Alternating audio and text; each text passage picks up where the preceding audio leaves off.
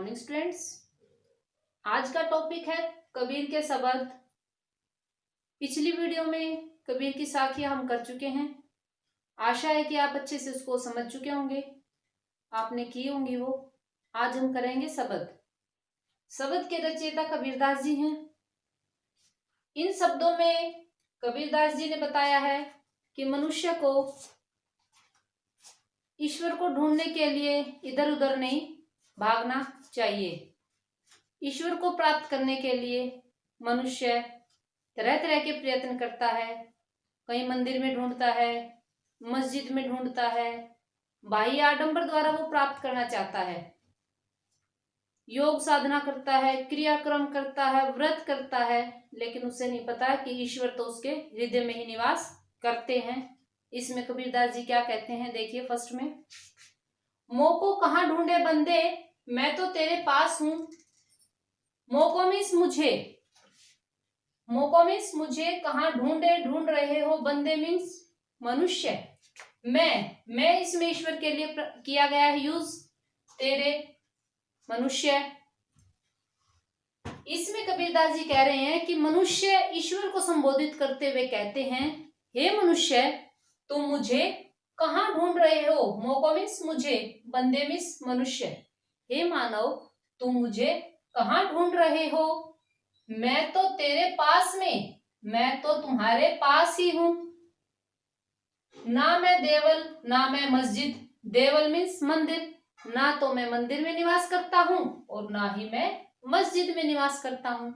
न काबे में, न कैलाश में, और ना ही मैं मुसलमानों का जो पवित्र स्थान होता है काबा, वहां पर निवास करता हूं, और न ही मैं कैलाश पर्वत जो हिंदुओं का पवित्र स्थान होता है वहां पर निवास करता हूं। ना तो कोने क्रियाक्रम में, ना ही योग वैराग्य में। न तो मेरी प्राप्ति किसी क्रियाक्रम से होगी, कोई बाह्य आडंबर से, और ना ही वैराग्य धारण करने से मुझे कोई प्राप्त कर सकता है। खोजी होए तो तुरते मिले, तुरते मीन्स तुरंत। यदि तुम मुझे खोजना ही चाहते हो पल भर की तलाश में, तो मैं तुम्हें क्षण भर की तलाश में ही मिल जाऊंगा। कहे कबीर सुनो भाई साधो, कबीरदास जी कह रहे हैं, हे भाई ईश्वर तो सब श्वासों की श्वास में, ईश्वर तो हर प्राणी की श्वास में निवास करते हैं। उसे बाहर खोजने की बजाय अपने अंदर ही खोजने का प्रयत्न करो। कहे कहे में अनुप्रास अलंकार का प्रयोग हुआ है, शांत रस है, तत्सम तद्भव शब्दों का प्रयोग किया गया है।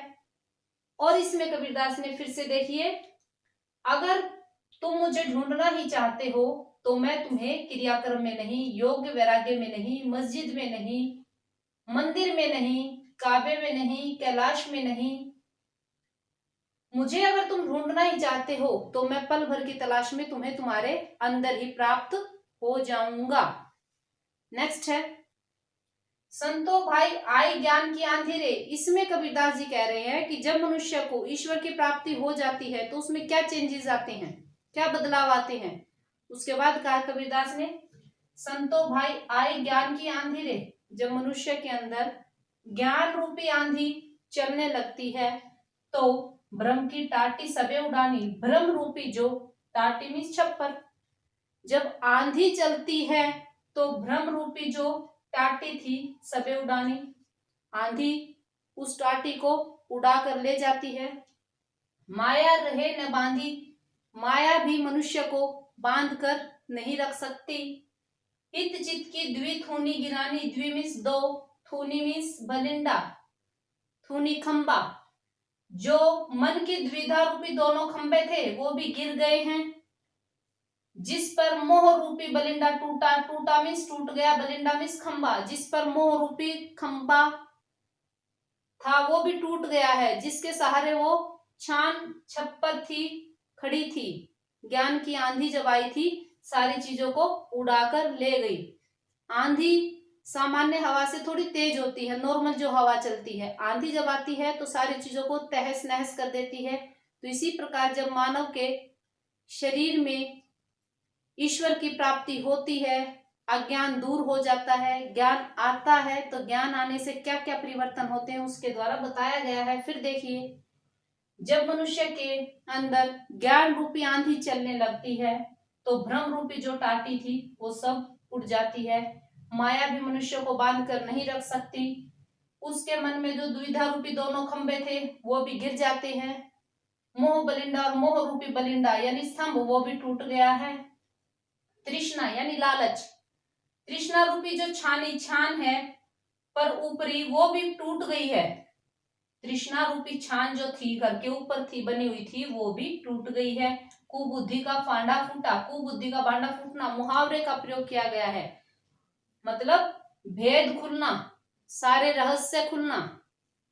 जोग जुक्ति करी संतो भाई, योग युक्ति के द्वारा एक नई छान बांधी गई है। निर्चुए बिल्कुल भी नहीं, चुए रिश्ता है पानी। अब जो नई छान बांधी गई है उसमें निर्चुए बिल्कुल भी पानी नहीं टपक रहा है। अर्थात ज्ञान की आंधी आने के बाद जो नई छान बांधी गई है उसमें अब बिल्कुल भी पानी नहीं टपक रहा है। कूट कपट काया निकसा, कूट कपट काया में शरीर से सारा कूट कपट मतलब सारी बुराइयां निकल गई हैं। हरि की गति जब जानी, जब भक्त ने ईश्वर की गति को, ईश्वर के ज्ञान को जाना, तब उसके शरीर से सारी बुराइयां विषय वासनाएं समाप्त हो गई हैं।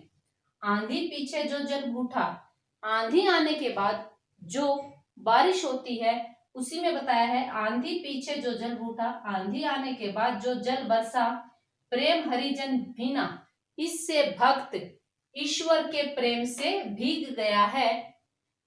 कहे कबीर भान के प्रगटे उदिते, भान होता है सूर्य, इसमें कबीरदास जी कह रही है जब सूर्य रूपी ज्ञान के उदित उदय होने से, सूर्य रूपी ज्ञान के उदय होने से भया तम खीना, तम मीन्स अंधेरा, अंधकार रूपी अज्ञान, खीना मीन्स क्षीण हुआ, कमजोर हो गया है। सूर्य के, ज्ञान रूपी सूर्य के उदय होने से अज्ञान रूपी अंधकार भी नष्ट हो गया है। अर्थात ईश्वर की प्राप्ति के बाद मनुष्य के मन से सारा छल कपट, सारी बुराइयां दूर हो गई हैं। फिर से देखिए, जब मनुष्य के अंदर ज्ञान रूपी सूर्य की आंधी आने लगती है तो उसके जो भ्रम रूपी टाटी थी वो भी सब उड़ गई है। माया भी मनुष्य को बांध कर नहीं रख सकती। उसके मन की द्विधा रूपी दोनों खंबे भी गिर गए हैं।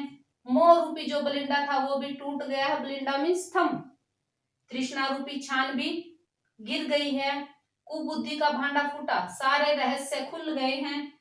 योग युक्ति के द्वारा एक नई छान बांधी गई है जिसमें बिल्कुल भी पानी नहीं टपक रहा। जब भक्त ने ईश्वर की गति को जाना, उसके शरीर से सारा छल कपट निकल गया है। आंधी आने के बाद जो ईश्वर के प्रेम की वर्षा होती है उससे भक्त उसके प्रेम रस में भीग जाता है। कबीरदास जी कह रहे हैं जब ज्ञान रूपी सूर्य के उदय होने से भक्त के मन से अज्ञान रूपी अंधकार नष्ट हो जाता है। कहे कहे इसमें अनुप्रास अलंकार, ज्ञान रूपी आंधी रूपक अलंकार, भान तत्सम शब्द, भान का सूर्य, तम मीन्स अंधेरा। आई होप आपको अच्छे से क्लियर होगी। बार बार इसको देखिए, आपको सारे शब्द समझ आ जाएंगे। Thank you.